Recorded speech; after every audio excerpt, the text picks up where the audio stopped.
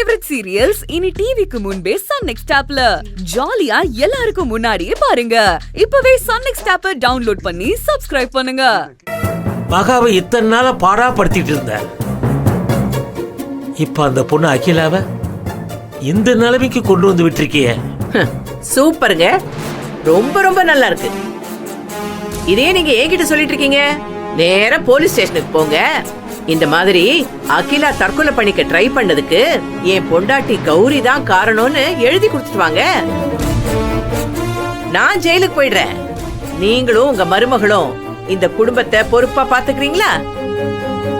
பொண்டாட்டி தப்பே பண்ணாலும் விட்டு கொடுக்காம இருக்கிற உங்க புள்ளைய பார்த்தும் உங்களுக்கு புத்தி வரலையே. நீங்கெல்லாம் ஒரு ஆளு என்ன பத்தி குத்த சொல்ல வந்துட்டீங்க.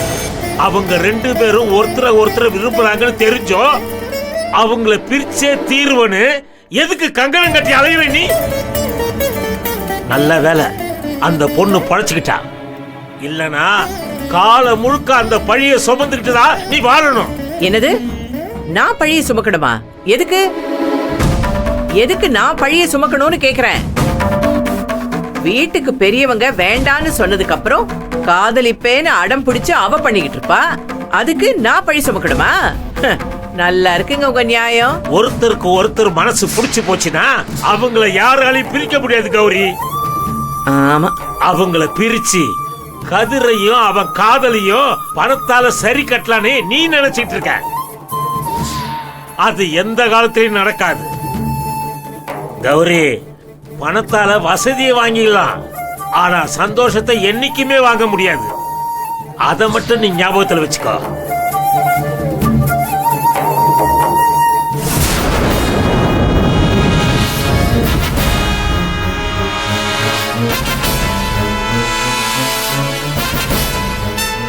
ஐயோ, என்ன அம்மா யோசிக்கிறாங்க? ஆஹா, இது நல்லது இல்லையே. யோசிக்க விடக்கூடாது. இதோ வரேன்.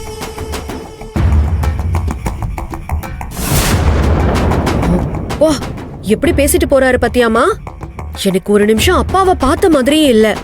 அப்படியே அந்த மகாராணி மகான்னு பேசுற மாதிரியே இருந்துச்சு. கதிருக்கும் மேக்னாக்கும் நிச்சயம் முடிஞ்சதுக்கு அப்புறமும் இப்படி பேசுறாருனா எல்லாம் அந்த மகாராணி மகா போட்டு கொடுத்த பிளான்மா.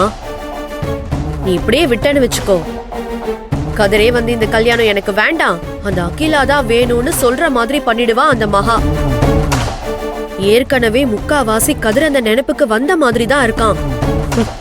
இல்லனா அவளுக்காக தூக்கு போட போவானா?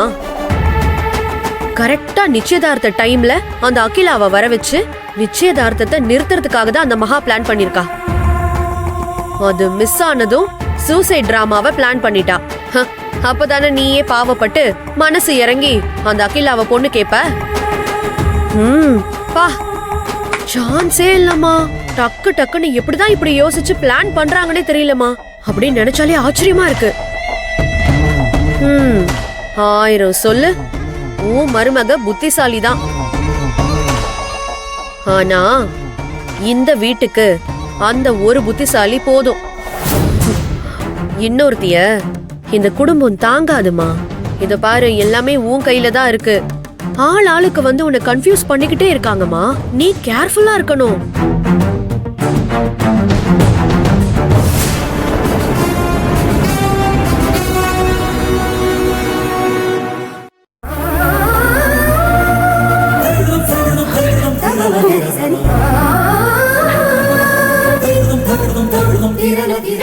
அக்கா, அகிலா, நாங்க எல்லாமே செஞ்சோம். ஏன்னா அந்த குடும்பத்தோட மூத்த மருமகளா அந்த குடும்பத்தோட மரியாதையும் கௌரவத்தையும் காப்பாற்ற வேண்டிய பொறுப்பு எனக்கு இருந்துச்சு. அதான் நான் பண்ணேன். ஆனா உனக்கு நான் துரோகம் பண்ணல அகிலா. தெரியாம பேசிட்டேன்க்கா. தப்புதான் தப்புதான் தப்புதான். என்ன மன்னிச்சிருக்கா, என்ன மன்னிச்சிருக்கா அக்கா.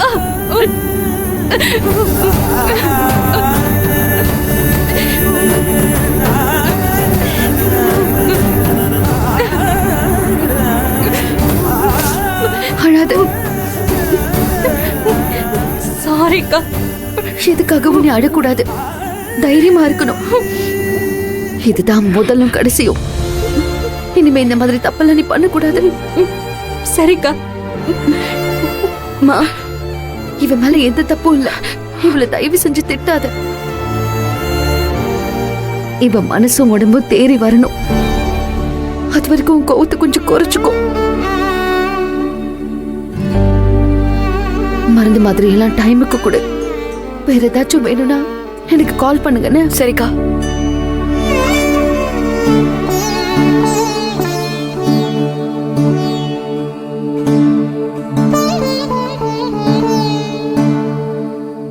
இந்தம்மா, செலவுக்கு வச்சுக்கோ. வேணாம் மகா, என்கிட்ட இருக்கு. பரவாயில்ல, வெய்மா. அவளுக்கு சத்தான பொருள் எல்லாம் வாங்கி கொடுமா.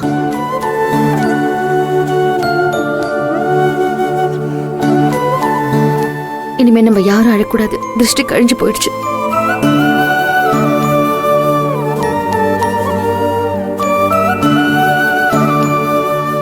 சீக்கிரமா சரியாகி வா. உன் கனவு உனக்காக காத்துக்கிட்டு இருக்கு. உன்னோட கனவு மட்டும் இல்ல, உன்னோட கதிரும் உனக்காக காத்துக்கிட்டு இருப்பான். டாக்டர் அகிலாவுக்கும் தொழிலதிபர் கதிருக்கும் நான் கல்யாணம் பண்ணி வைப்பேன். இது நான் உனக்கு கொடுக்கிற வாக்கு. அன்னைக்கு நான் கொடுத்த மாதிரி உண்மையான சத்தியமான வாக்கு. அக்கா.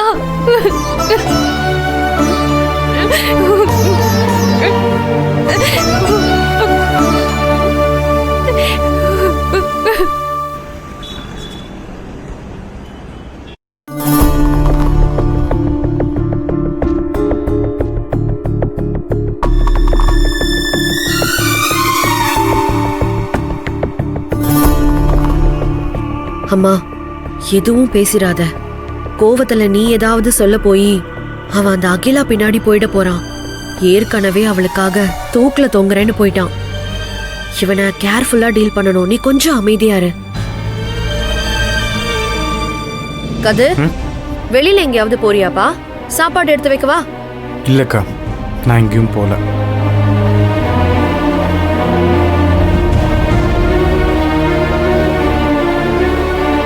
கதிர், நீ இப்படி தலை குனிஞ்செல்லாம் இருக்க வேண்டாம்.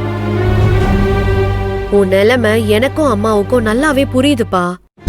இப்ப கூட அம்மா உன்னை நினைச்சுதான் ரொம்ப வேதனைப்பட்டு பேசிட்டு இருந்தாங்க. இப்ப உனக்கு ஒரு நல்ல வாய்ப்பை கடவுள் கொடுத்திருக்காரு. அத மட்டும் தயவு செஞ்சு எதுக்காகவும் மிஸ் பண்ணிடாத. உன்னாலதான் நம்ம குடும்பத்துக்கே விடிவு காலம் வரப்போகுது.